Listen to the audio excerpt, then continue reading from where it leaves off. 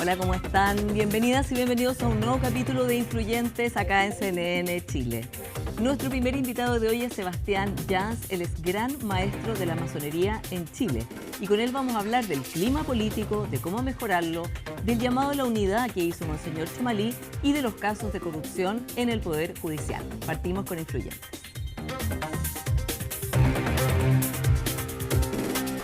¿Cómo está? Muy bienvenido a Influyentes. Muchas gracias por la invitación y el interés, por cierto. Bueno, tenemos muchos temas que conversar, como estaba hablando en la introducción, y quiero partir por este llamado que ha hecho Monseñor Chumalí, líder de la Iglesia Católica en Chile, a la unidad y a un gran acuerdo nacional, especialmente en materia de seguridad y también para todos los desafíos que tenemos pendientes. ¿Usted se suma a la masonería a ese llamado de la Iglesia Católica? Bueno, cualquier llamado a la unidad del país nosotros lo firmamos y vamos entusiastas a ello. Nosotros hemos estado insistiendo hace mucho tiempo respecto a la necesidad de cambiar la forma de discusión política. Y todos los años hacemos una ceremonia, a propósito que estamos en septiembre, hacemos una ceremonia que llamamos Fraternita y convocamos a todos los sectores políticos. Y hemos estado en ello ya por 6 años, constatando la realidad que arroja nuestra realidad política con un alto nivel de confrontación y donde muchas veces pareciera que el interés de los temas importantes se pierde dentro de una guerrilla que es constante. Sí, exactamente, por eso le quería preguntar, desde la masonería, una institución tradicional, centenaria, con mucha influencia en el país, ¿no? Y en la historia de Chile y también hoy día, ¿cuál sería usted el foco que debiera tener la clase política, la clase empresarial, la sociedad civil para superar ese clima de división hoy día, de manera bien concreta?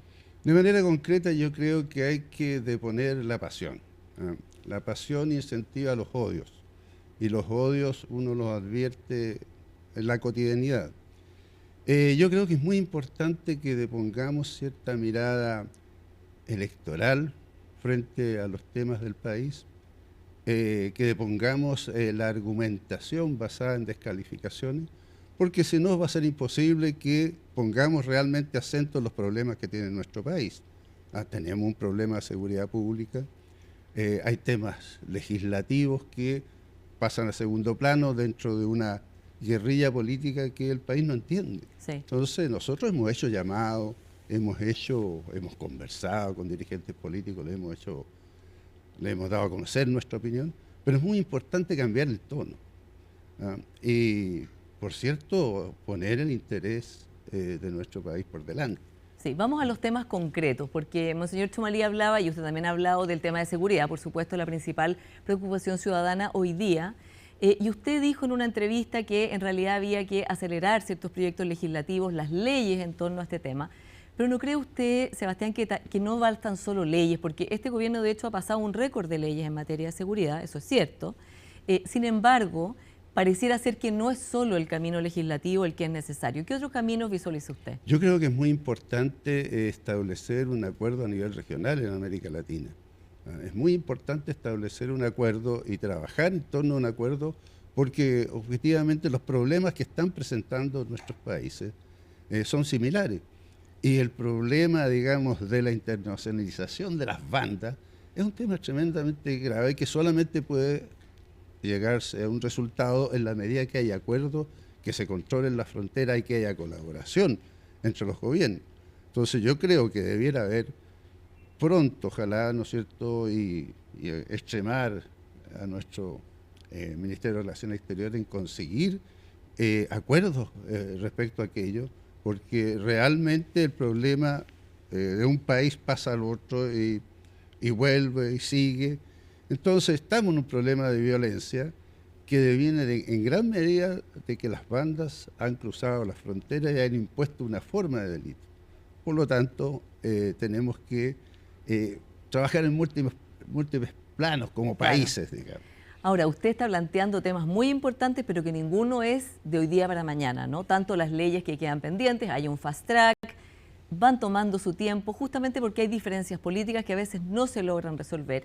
¿Y para qué pensar, o sea, como usted plantea, por supuesto, lo que hace todo el sentido, un acuerdo regional latinoamericano, también son proyectos de años, ¿no?, que no van a pasar ahora. ¿cómo se logra que la clase política empiece a tomar ciertos acuerdos que salgan de esta especie de brecha que hay, de diferencia o de grieta, para blindarlos y que puedan tener un cauce mucho más expedito? Yo creo que con buena voluntad. Si no hay buena voluntad es imposible llegar a acuerdos. Yo creo que hoy día se pone especialmente la contradicción como un objetivo político cotidiano y no se pone efectivamente la prioridad de estos temas. Hay agenda legislativa que a veces se posterga por contingencias o por temas que son muy buenos para, digamos, para los medios, pero no son buenos desde el punto de vista de la productividad legislativa y de la búsqueda de acuerdos. El Parlamento es un espacio donde tiene que haber más acuerdos. No solamente decir, bueno, pasémosle la Claro, con responsabilidad. 23 partidos es bien difícil encontrar acuerdos. Bueno, uno de los desafíos que hay que enfrentar efectivamente es la dispersión política producto de un espacio legislativo que favorece que surjan más y más grupos y que no representen efectivamente ni un proyecto político, ni una identidad. Sí. ¿Está de acuerdo con la reforma al sistema político que se está planteando, senador Durresti, en fin, y entre muchas otras Yo personas? creo que todo chileno que esté, digamos, mirando estos temas va a estar de acuerdo en que haya la búsqueda de una solución a partir, efectivamente, de que hay que resolver los problemas, digamos, de cómo se hace la política, sobre todo en el Parlamento, y también desde el punto de vista de algunos temas que quedaron en la discusión o fueron maltratados por las instancias constituyentes que vivió nuestro país.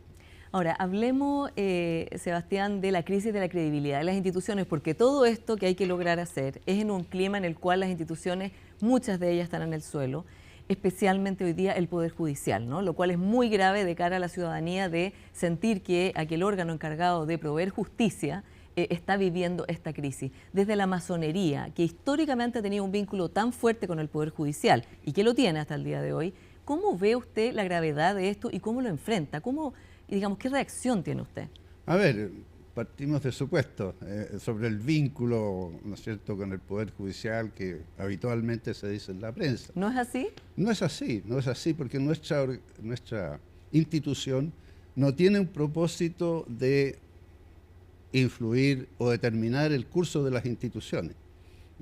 La masonería no tiene un proyecto que ofrecer en ningún sentido dentro de nuestra sociedad. Ya, pero no tiene un proyecto para copar instituciones, como se cree. Lo que hace la masonería, ¿no es cierto?, es formar hombres que tengan un rol en la sociedad, en los distintos planos. Entonces no tenemos ni pretendemos tener influencia en el Poder Judicial. Ya, pero distinto, Ahora, digamos, una cosa es que no lo pretendan, otra cosa es que lo tengan, porque se sabe que hay muchos jueces que pertenecen a la masonería. Hay jueces, pero eso de muchos es muy relativo. Yo diría que hay pocos, porque muchas veces uno necesitaría tal vez más prudencia en el manejo de ciertas cosas que ocurren en las instituciones, pero ese no es el punto. Usted me preguntaba la mirada respecto a las instituciones. Yo creo que las instituciones en nuestro país, las instituciones de la República, no están en crisis desde el punto de vista de lo sustancial. Hay personas, ¿no es cierto?, que han transgredido ciertas normas, que han transgredido el límite de la ley. Pues, pueden haber distintas miradas respecto a esto, que por lo más se están investigando dentro de organismos. Yo creo que no le hace bien al país culpar a las instituciones. Las responsabilidades siempre son individuales. Sí, pero una crisis de credibilidad. Digo, todas las encuestas muestran que las personas tienen baja confianza en las instituciones, en el Congreso, en los partidos políticos, en el mismo Ejecutivo y también en el Poder Judicial, que ha bajado su evaluación ciudadana bastante significativamente. Yo creo que la credibilidad hay que construirla. Hay que construirla desde el punto de vista de poner en valor lo que son las instituciones y separar claramente lo que son las conductas de las personas. Ciertamente, hoy día, mucho de esto, de la crisis de las instituciones ocurre en redes sociales, donde hay muchos opinólogos, ¿no es cierto?, y personas que van creando ciertas miradas. Pero hay denuncias judiciales bien serias, pero digamos, y investigaciones periodísticas serias también. No, indudablemente. Si hay, lo que yo digo es que cuando miramos a las instituciones, no hagamos pagar el precio de las malas conductas a las instituciones. Porque las instituciones funcionan. En nuestro país, desde Arica a Punta Arenas, los juzgados están funcionando, están emitiendo fallos, etcétera. Entonces la percepción que se construye, obviamente daña y favorece. Usted ataca al Poder Judicial y favorece justamente a aquellos que están fuera de la ley. Ya, pero ¿cómo califica usted, como gran maestro de la masonería, el hecho de que haya 3 ministros de la Corte Suprema con acusación constitucional y un cuarto que se está... Eso es una situación sin precedente. ¿Cómo la califica usted la conducta particular de esos ministros? Bueno, en primer lugar parto de la base que son personas que están siendo investigadas. Sí, pero hay antecedentes que ya son públicos. Bueno, son antecedentes públicos, ¿no es cierto?, que tendrán que ser analizados dentro de, digamos, de los procesos respectivos. Pero en nuestro país hemos perdido un poquito la lógica del Estado de Derecho occidental, de considerar que siempre una persona es inocente hasta que se pruebe lo contrario. Y a través de los medios, claro, y de las opiniones, digamos, en las redes sociales, se califica muy rápidamente. Yo creo que las instituciones están funcionando. La Cámara de Diputados, ¿no es cierto?, se presentaron acusaciones constitucionales. Eso demuestra, ¿no es cierto?, que nuestras instituciones están funcionando, a pesar que tenemos también una crítica a los políticos que no cumplen su rol. Entonces, yo miro, en general, nuestra institución mira las cosas desde una perspectiva que no tiene que ver con la forma como se manejan los temas, sino que en el fondo. Ya. Necesitamos las instituciones.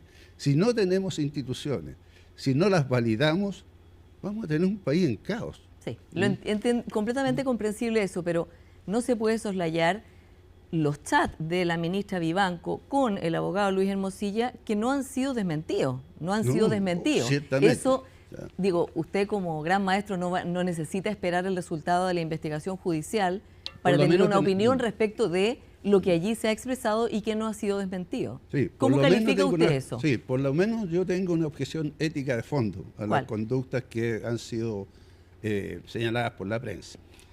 Ahora, obviamente son cosas graves, gravísimas. O sea, un abogado no puede manejar los temas del país, ¿no es cierto?, como si fuera una situación de interés particular.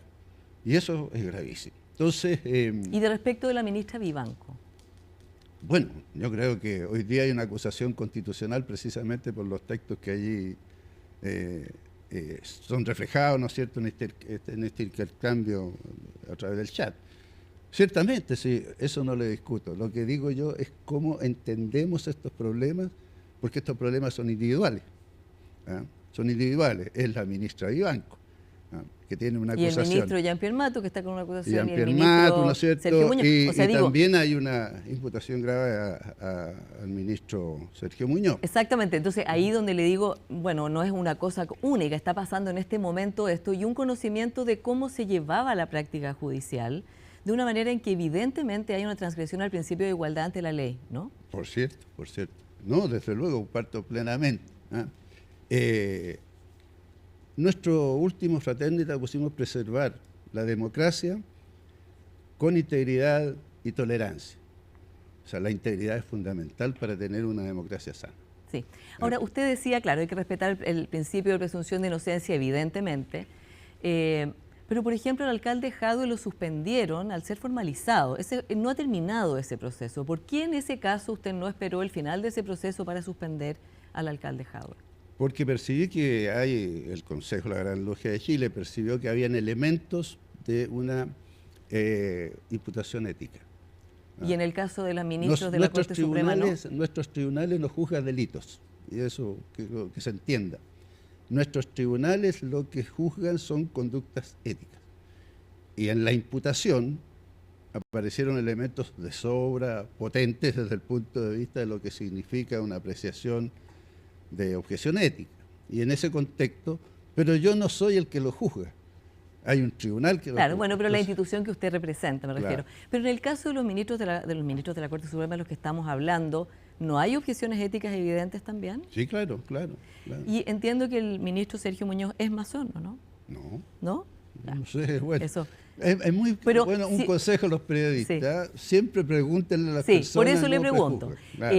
Pero si hubiera jueces, ministros de la Corte Suprema, cualquier autoridad del Poder Judicial que se viera involucrado en alguno de los casos que estamos hablando, ¿usted también le pediría la suspensión? O sea, si inmediatamente opera, digamos, esto obviamente hay instancias. Pues si, a ver, nuestra institución es jerarquizada. Si una persona está, digamos, no participa en la asamblea, o sea, no ha sido nunca presidente de logia, por decirlo así, que en la asamblea de la gran logia, corresponde, ¿no es cierto?, que el tribunal jurisdiccional lo juzgue. Si ha sido alguna vez, lo procese. Si ha sido alguna vez presidente de alguna logia, pertenece a esta asamblea, que es un cuerpo superior, en ese caso pasa al tribunal, al gran tribunal de la gran logia. Así que sí, en ese sentido, nuestro sistema es bien claro y transparente. Si la persona tiene una imputación, desde el punto de vista, y ocurren cosas que a veces no salen en la prensa, si hay una objeción respecto a su conducta, inmediatamente se pone a disposición. Una objeción ética, no es necesario que haya un fallo judicial. No es necesario, porque lo que nosotros vemos es antes que los delitos. Y digo, más allá de si el ministro Muñoz es o no masón, lo que usted aprecia de la conducta de los 4 miembros de la Corte Suprema que hoy día están cuestionados, por distintas razones por lo demás, ¿aprecia ahí usted fallas éticas? Yo sí. ¿En todos los casos? Por lo menos en 3 lo noto claramente, hay otro un poquito más difuso, pero... ¿En cuál es más difuso? ¿Ah? ¿En cuál es más difuso? Permítanme la reserva para no generar controversias, pero yo creo que es algo que todavía no lo tengo claro. Seguramente en el Consejo de la Gran Logia podrían salir antecedentes que yo no he evaluado. Y vamos ahora, usted decía, bueno, esto es un problema individual, no es un problema institucional, pero hay un problema con la manera como se nombraban y se nombran hasta el día de hoy a los ministros de la Corte Suprema y otros cargos en que hay 3 poderes que están interviniendo, ¿no? Ese sistema estaba hecho como un sistema de peso y contrapeso, pero lo que hemos visto es que finalmente acá hay una especie de besamanos, una estructura en que tienen que hacer algún tipo de, no sé, no quiero llamarlo lobby, pero algún tipo de acción de manera de darse a conocer entre los poderes, entre el Poder Legislativo, entre el Poder Ejecutivo, para poder ser nominado. ¿Usted cree que ese nombramiento con intervención de los distintos poderes debe ser cambiado? Mire, yo creo que en general los sistemas que existen en América, por lo menos, incluso en Europa, todos tienen alguna vía de problemas si no se toman medidas adecuadas. En general los nombramientos en este país han funcionado de esa manera pero no parecen estar funcionando bien, digamos, hay bastante consenso de que no es así. En algún momento parece que algunos se excedieron, digamos, pero no corresponde ciertamente que un sistema sea viciado por algún interés personal desmedido. Claro, entonces las reglas del juego hay que respetarlas. Se lo pregunto de otra manera. ¿Cómo cambiar el sistema de nombramiento? El gobierno va a presentar en octubre un proyecto de ley de cambio del sistema de nombramientos en el Poder Judicial y se han discutido distinto en los procesos constitucionales, en ambos. Se creaban el Consejo de la Magistratura, digamos, una manera en que no sean los mismos ministros de la Corte Suprema quienes hagan los nombramientos, quienes hagan los ascensos. ¿Usted visualiza que en ese nuevo sistema, que hay bastante consenso en que debe ser cambiado como es hoy día, para evitar todo esto, todas estas zonas de opacidad, todas estas zonas de posible tráfico de influencia, de corrupción, no deben intervenir los otros poderes? A ver, el tema cuando en general en los países tiende a haber un nombramiento político, ¿no?, de los ministros de la Corte Suprema o la Suprema Corte o como se llame. En general pareciera que tiende a hacer eso una fórmula. Yo creo que un sistema también generado desde los jueces puede tener dificultades. ¿Por qué? Porque, bueno, todos los sistemas pueden arrojarse. Los sistemas a veces funcionan bien, pero son las personas las que corrompen los sistemas. Por eso es importante que las personas sean juzgadas, ¿no es cierto?, y digamos, condenadas si es que han infringido alguna de las disposiciones legales.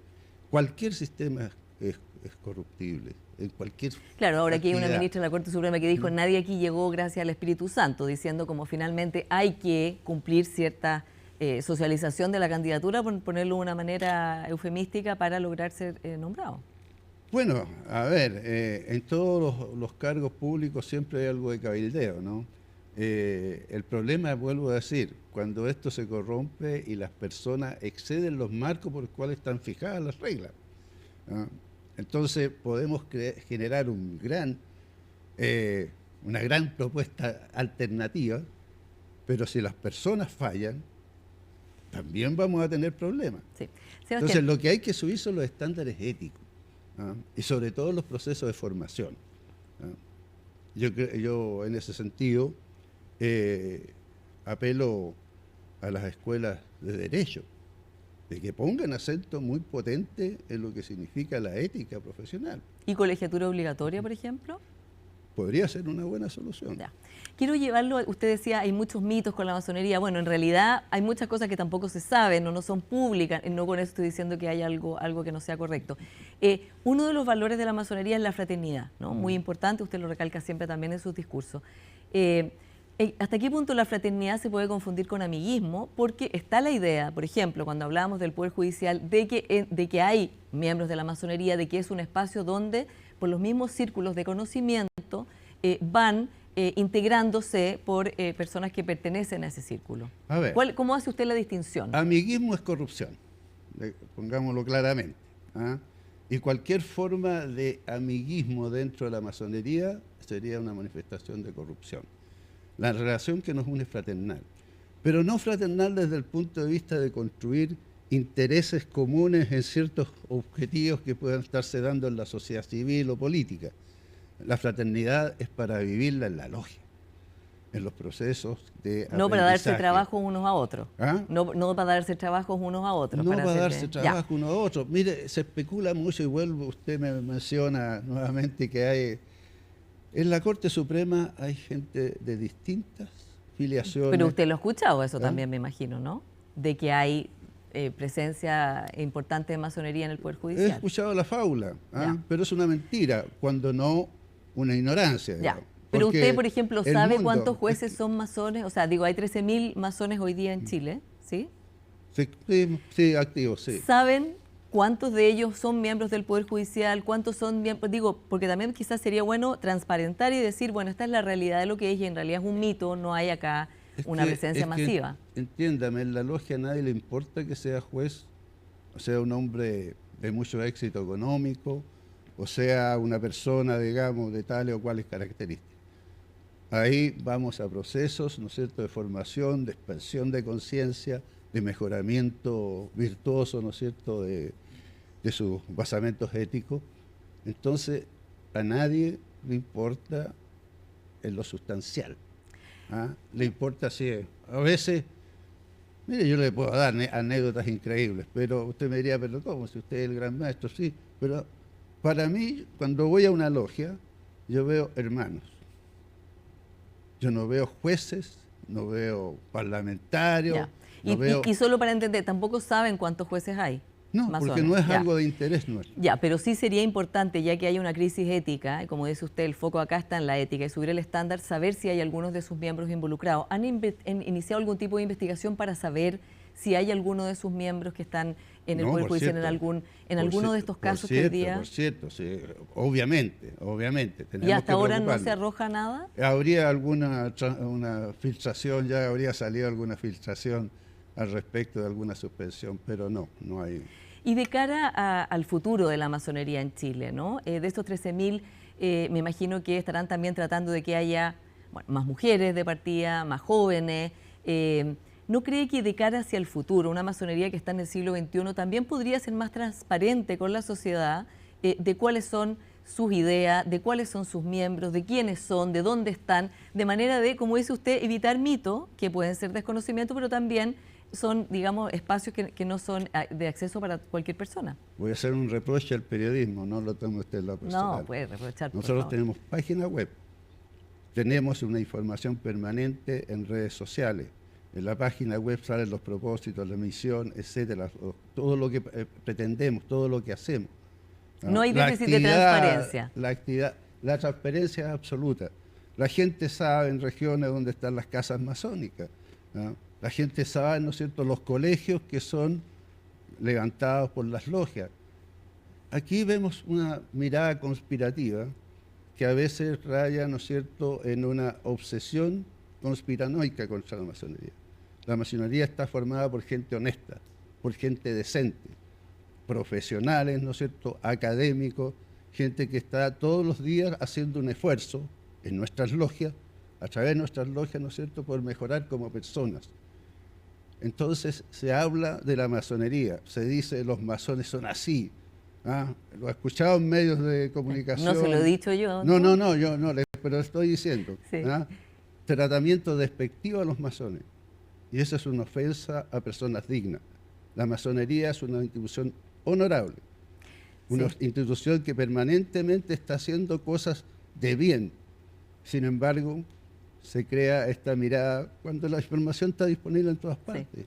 Bueno, se nos está acabando el tiempo. Le quiero preguntar a usted, como gran maestro de la masonería, ¿qué llamado haría frente a esta crisis que hay hoy día en el Poder Judicial y frente a esta grave vulneración de estándares éticos y, como se investiga, legales probablemente? Yo creo que la recomendación en general a todos los chilenos, es ser objetivos en los análisis. Porque la generalización solamente da pasto para destruir las bases que nuestro país necesita para avanzar y para vivir en paz. No podemos seguir con un lenguaje tan virulento desde nuestros liderazgos, dándole una lección hacia nuestras generaciones jóvenes, a los niños que ven televisión, de la forma como se portan nuestros líderes y que en definitiva, ¿no es cierto?, le están diciendo eso es lo normal. Sí, Sebastián Yans, gran maestro de la masonería en Chile, muchas gracias por esta conversación. A usted, pues ha sido tremendamente agradable poder asistir a este programa. Bueno, espérennos, vamos a ir a una pequeña pausa y ya seguimos con más influyentes y les cuento que nuestro siguiente invitado es el sociólogo Eugenio Tironi y con él vamos a conversar de sus 2 nuevos libros. Espérennos.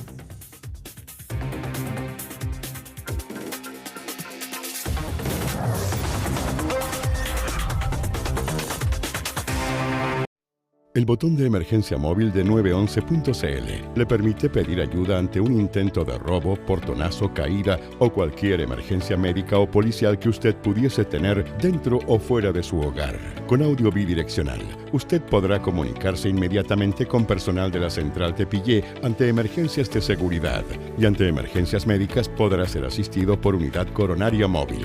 No sea usted la próxima víctima e ingrese ahora a 911.cl.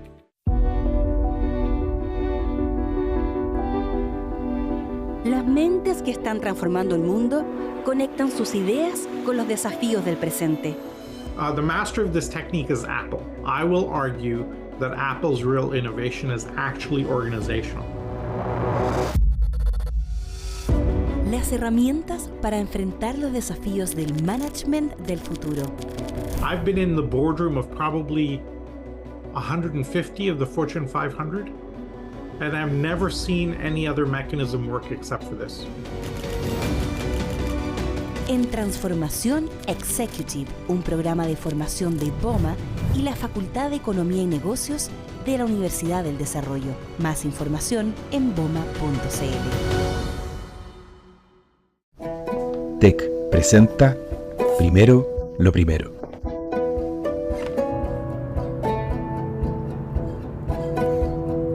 Que más mujeres nos sumemos a la minería es muy importante, pero asegurar el respeto, las oportunidades y nuestro desarrollo es primordial.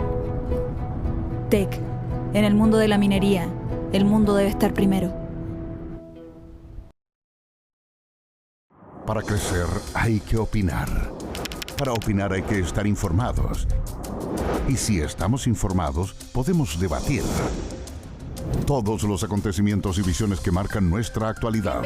Aquí se debate, donde las opiniones son protagonistas. Debatimos sobre la crisis en el Poder Judicial y las fórmulas políticas para enfrentarlas con los diputados Eric Aedo, Emilia Schneider, Andrés Yubanet y Luis Fernando Sánchez. Domingo, 22 horas, CNN Chile. Siempre.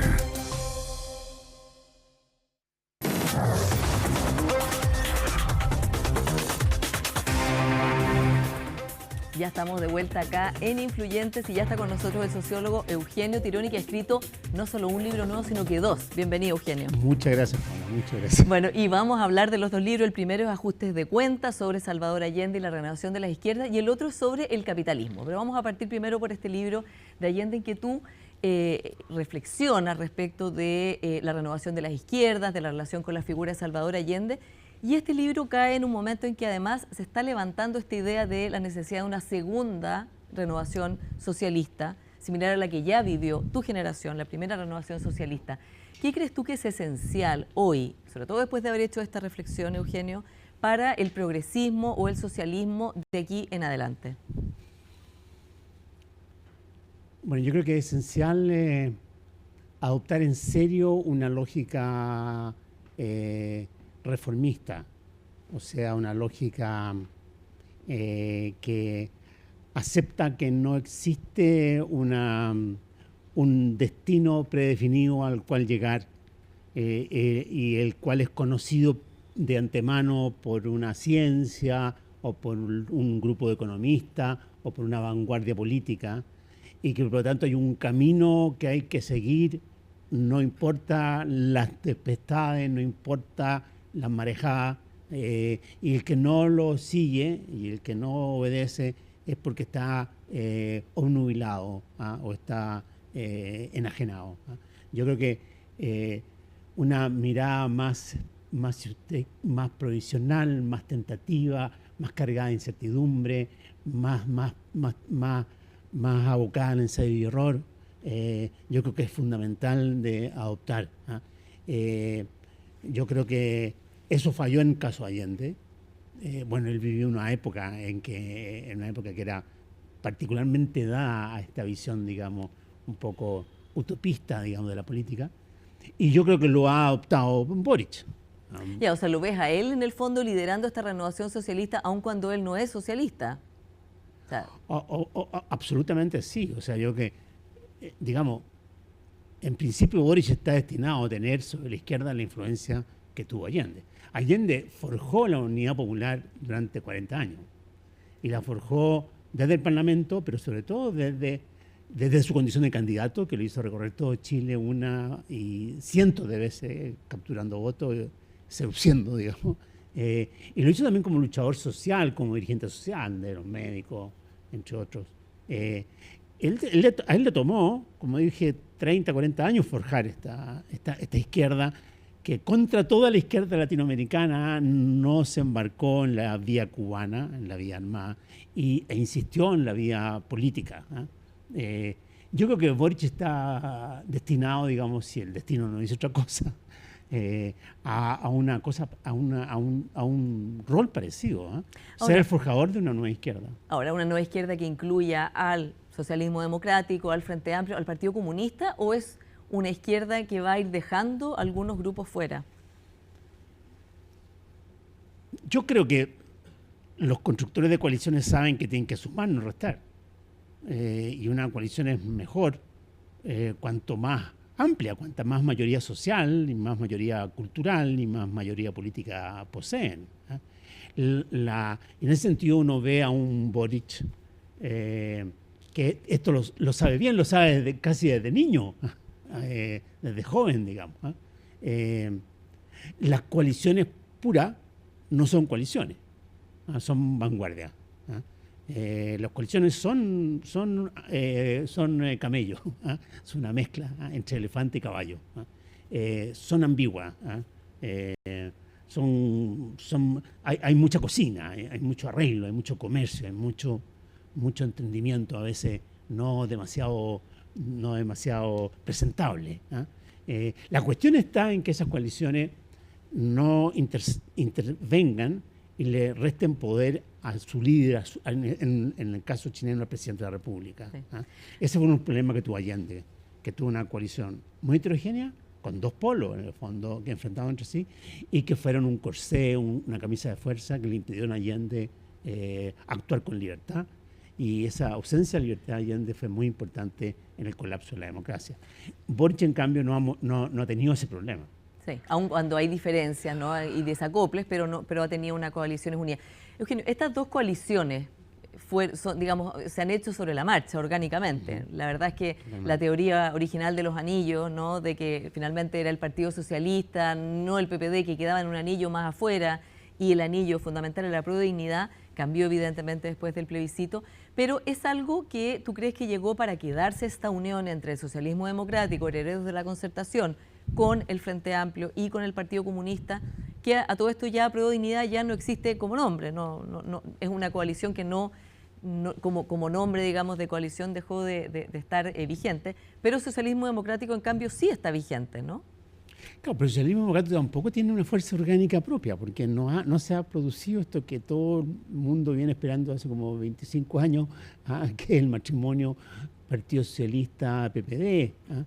Se mantienen como dos fuerzas independientes. Logró el Frente Amplio constituirse en partido, lo que es realmente algo muy meritorio en estos tiempos de fragmentación.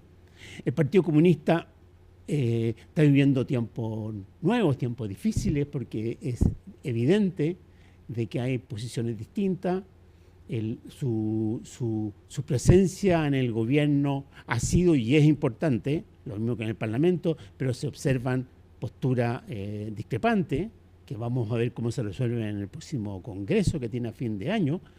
Pero yo creo que desde el punto de vista de la gobernabilidad de Chile y de la estabilidad de este gobierno, su presencia es importante. Sí. Ahora, este reformismo, tú decías, bueno, el presidente Boric ha tenido esta flexibilidad para gobernar, también evidentemente el primer plebiscito fue, como él mismo dijo, un parteaguas respecto de su proyecto original, pero la pregunta que se hace mucho es, ¿esto es algo táctico o es una evolución real hacia un modelo de una izquierda más reformista, de la cual el Frente Amplio en su inicio abjuraba y criticaba con mucha dureza a la Concertación por eso? Son cuestiones que es muy difícil saber. Había que y siendo tú un concertacionista, digamos, desde el primer momento, desde el gobierno de Elwin, de hecho. Sí, y defensor de la hora de la Concertación. A mí no me pueden sacar en cara que yo le di la espalda, digamos. Y a veces lo que sacan en cara que le dimos la espalda fueron los que buscaron hacerla colapsar. Eso es lo curioso. Pero bueno, no es mi caso. Mira, yo creo que muchas veces se producen enamoramientos a partir de cuestiones accidentales. Se producen reconocimientos y se producen encuentros a partir de la necesidad. Y uno convierte la necesidad en virtud. Y yo creo que aquí pasó algo parecido. Yo diría que, claro, el primer intento de Boric en su primer gabinete fue tímido en términos de acercamiento, que no solamente hacia el mundo como socialdemócrata o ex-concertacionista, sino que también a otra generación, que es mayor que ellos y que ellas, digamos. Fue tímido, yo creo que post-convención ya fue abierto, digamos, prácticamente con Marcel, con Toá, con Elizalde, luego también con Cordero. O sea, se arma un equipo en que hay un peso muy importante de este sector. Y este es un equipo que ha funcionado.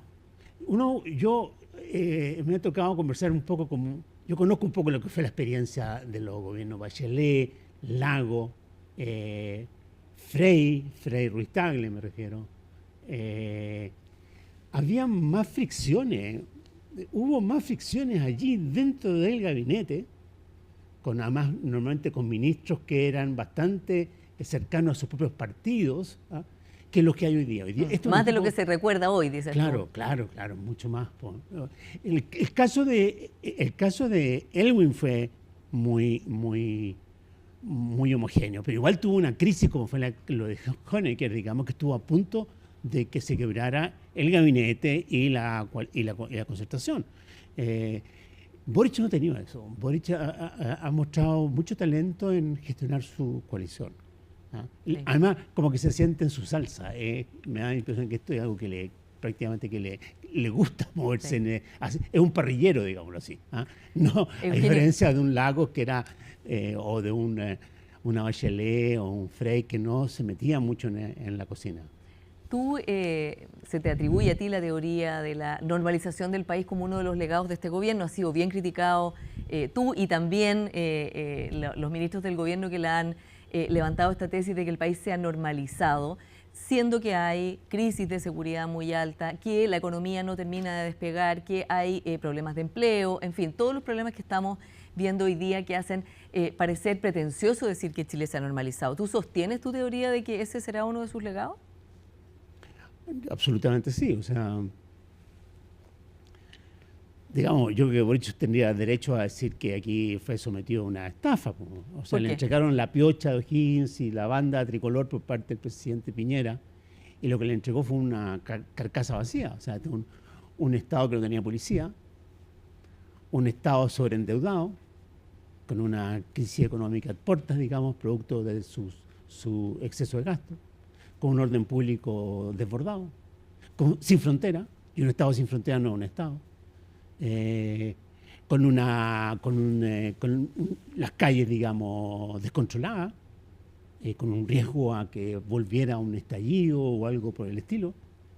Y está un gobierno, una administración, además, perdón, y con una incertidumbre enorme a raíz de la cuestión constitucional, con una convención desbocada en materia que fue una convención manejada por la lista del pueblo, por un grupo de independientes que... Ahora, hay que decir, Eugenio, que él apoyó esa convención, digamos, y apoyó ese proceso constitucional, aun cuando dijo alguna vez como que no había que ser una constitución partisana, en los hechos aprobó ese proyecto. Sí. Y además también es importante decir que en su programa de gobierno no venía el crecimiento económico, el control de la delincuencia o la migración como factores en que hubiera un plan serio, ¿no? Y en su primer gabinete tampoco uno podría pensar que las figuras que eligió, estoy pensando, por ejemplo, en el Ministerio del Interior, Isquiasiche, era una figura para enfrentar esos desafíos. Entonces, es también una mirada un poco injusta desde el punto de decir, bueno, recibió todos estos problemas, pero la verdad es que tampoco había una preparación para enfrentarlo y esos problemas ya se avisoraban. Totalmente. Yo creo que él creyó que le entregaban, como dije, le entregaban ya, ¿no? Digamos, un Mercedes-Benz, pero le entregaban, no sé, digámoslo así, voy a decir ya, un Honda, más o menos de 3, 4 años. Pero le entregaron una cuestión, un vehículo muchísimo más ordinario, digamos, y más viejo y más destartalado. Yo creo que hay un error de diagnóstico por parte de él y de su equipo. Creyeron que el Estado tenía mucho más poder del que tiene. Creyeron que era mucho más fácil sacar la ley de lo que es. Creyeron que los temas como básicos, que son seguridad, crecimiento, estaban más o menos resueltos. Entonces, hubo que efectivamente hacer un gran ajuste y adaptarse a lo que realmente recibieron. Lo importante es que pudo adaptarse a lo que recibieron y no insistir y quedarse con el puro lamento, digamos, y con el fatalismo. Porque volvamos al caso Allende. O sea, Allende supo, digamos, antes de asumir ya lo habían matado al comandante jefe del ejército. O sea, él supo antes de asumir de que Estados Unidos le iba a hacer frente y lo iba a buscar derrocar por cualquier medio. Antes de asumir, supo que la derecha intentó evitar que asumiera, incluso prometiéndole a la democracia cristiana un apoyo si es que se producía un quiebre institucional. Entonces, pero Allende, en lugar de adaptarse a estas nuevas circunstancias y decir, en verdad, tengo mucho menos poder del que yo creía, porque gané por muy poco, y porque las circunstancias del país son estas, insistió en su programa, hasta el final, prácticamente. No es el caso de Boric.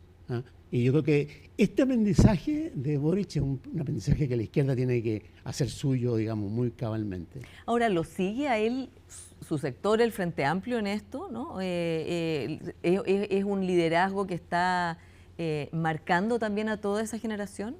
Yo creo que sí. O sea, ustedes me dieron los hechos. O sea, no se ve un presidente inhibido, no se ve un presidente que le está pidiendo permiso a los partidos respecto a lo que tiene que hacer respecto sobre Venezuela, sobre derechos humanos, sobre seguridad, sobre General Yáñez.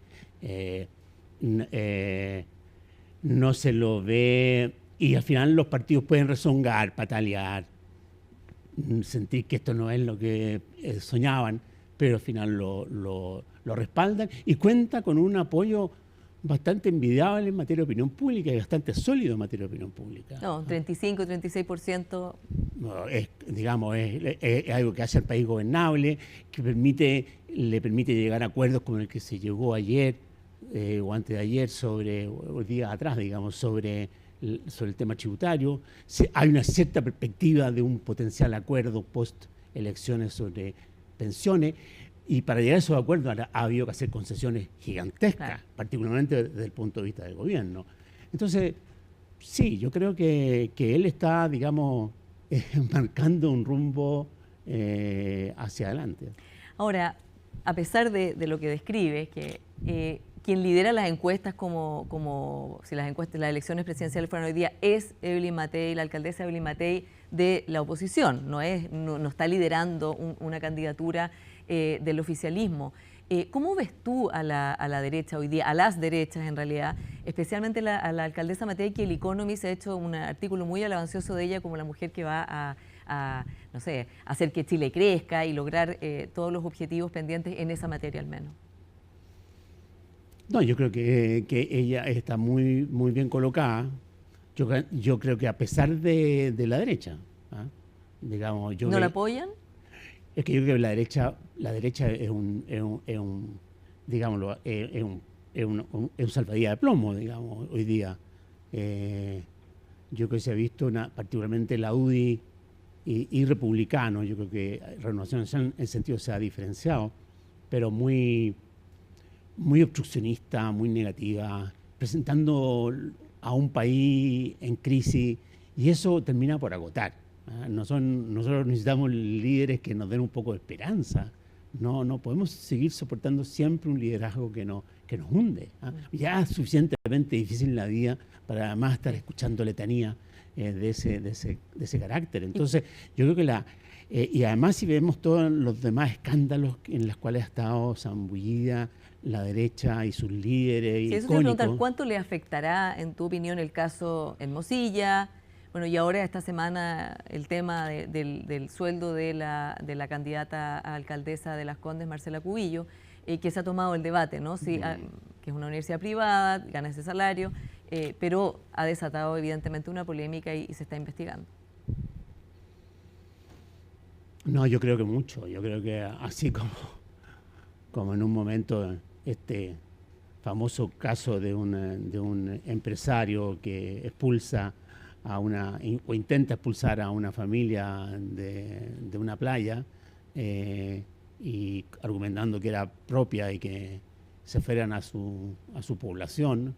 Aquí hay algo, esto tiene un peso semejante, si no superior, porque como que puso sobre el tapete esta diferencia, es decir, ¿saben qué más? Esto es nuestro, nosotros hacemos lo que quiero, pagamos lo que se desee, lo que deseamos, a quien queramos, no tenemos que rendirle cuenta a nadie. O sea, esa asimetría de poder, esa expresión de un sentimiento que muy pocas otras personas en este territorio sienten exactamente lo opuesto, ha sido muy, muy, muy llamativa. Yo creo que no sé, estos episodios recientes han puesto en el tapete cuestiones respecto a los cuales la derecha no ha ajustado cuenta. Este mismo discurso de decir, miren, esto es privado, por tanto hacemos lo que queremos. Es que no hay ninguna empresa en el mundo que pueda defenderse a sí misma con ese argumento. Bueno, y eso nos lleva a tu otro libro, que es sobre el capitalismo, justamente, ¿no? Las tendencias en el capitalismo actual. Y tú te consideras, por supuesto, un partidario del capitalismo, pero que consideras que tiene que tener ciertos resguardos, ciertas maneras de mirarse de una manera sustentable y que no sea solo destinado a darle el mayor beneficio al accionista, sino también a todos los stakeholders. Volviendo al presidente Boric, él dijo una frase en la BBC que ha rebotado mucho, que es que una parte de él quería derrocar el capitalismo. ¿Tú crees que en esta evolución él ya no quiere derrocar el capitalismo? O sea, ¿y crees que el socialismo debiera también plantearse desde el lado que estás diciendo tú en tu libro, de cómo este capitalismo le da bienestar a más personas, o desde el punto de vista del anticapitalismo? Totalmente. Yo soy, no es que sea procapitalista, soy capitalista, soy... yo fundé y presido una empresa, trabajo con el capitalismo, busco hacerlo más humano, busco abrirlo. No siempre tengo éxito, pero eso es mi vocación. Yo creo que, como dice Zizek, antes se va a acabar la humanidad que el capitalismo en realidad. Y yo creo que hay que jugar las fichas por su reforma, por su humanización, un poco lo que intentó la tercera vía de Blair, de Clinton y un poco de un Obama, o lo que está planteando la Kamala Harris, o lo que está planteando el nuevo primer ministro británico. Yo creo que hay que ir por esa vía. Yo creo, y a nosotros, a mi generación, nos costó mucho entender lo que era el capitalismo, lo que era la empresa como organización, como misterio, porque mantener unido a un grupo de personas con intereses distintos, con formaciones distintas, y mantenerla enfocado, es francamente un misterio. Esto no es una cuestión simplemente del garrote, digamos, y de la zanahoria. Yo creo que el mundo de la izquierda le ha costado entender eso. Le ha costado entender ese fascinante misterio. Y yo creo que esta generación de izquierda ha sido particularmente reacia y distante. No parecen tener amigos, ni conocidos, ni parientes, ni ex compañeros de la universidad que estén envueltos en el mundo empresarial. Por lo tanto, han tenido este conocimiento como muy reciente, pero me parece que es genuino. Yo creo que, porque finalmente la actividad política y la actividad empresarial no son demasiado diferentes. Los dos son actividades quijotescas. Los dos se trata de crear capacidad de agencia, de movilizar voluntades, de conseguir recursos y movilizar recursos, de crear organización. Y los dos tienen una aspiración que es parecida. Entonces, a mí me gustaría que hubiese mucho más diálogo de las dos partes, porque aquí hay una barrera de desconfianza que es gigantesca. Sí, se nos acaba el tiempo, Eugenio, pero una última pregunta, volviendo a la reflexión que hacías en tu libro de la necesidad de reflexión o repensar el socialismo hoy día. ¿Qué lees tú en el hecho de que hoy día, para las próximas elecciones presidenciales, la persona mejor aspectada del sector, de todo el progresismo, sea la expresidenta Bachelet? Eso habla de una falta de renovación, habla de digamos, que la gente está buscando de nuevo figuras que le den confianza, así como la alcaldesa Matei. Son dos mujeres que tienen una trayectoria política muy larga y muy destacada. ¿Qué es lo que ves tú ahí? Sí, yo creo que es eso que tú estás diciendo. O sea, se busca personas que den seguridad, ambas hijas de militares, de la Fuerza Aérea, hay que recordar. Ambas resilientes, ambas que han pasado por pellejería en la vida. Yo creo que hay algo, digamos, nosotros hemos tenido, en los últimos más o menos 5 años hemos corrido riesgos grandes, o sea, con la convención, con el consejo, con la lista del pueblo, con elegir un presidente de 36 años. No, hemos probado todo. Hemos salido bien, lo que yo aplaudo. En el sentido, nos compramos un seguro para adelante. En lo que me toca a mí decirle muchas veces a inversionistas que están viendo y hablando Chile, digo, perdónenme, pero usted, o sea, este es un país que tiene asegurado no tener una oposición radical en los próximos 10 años, por ningún lado.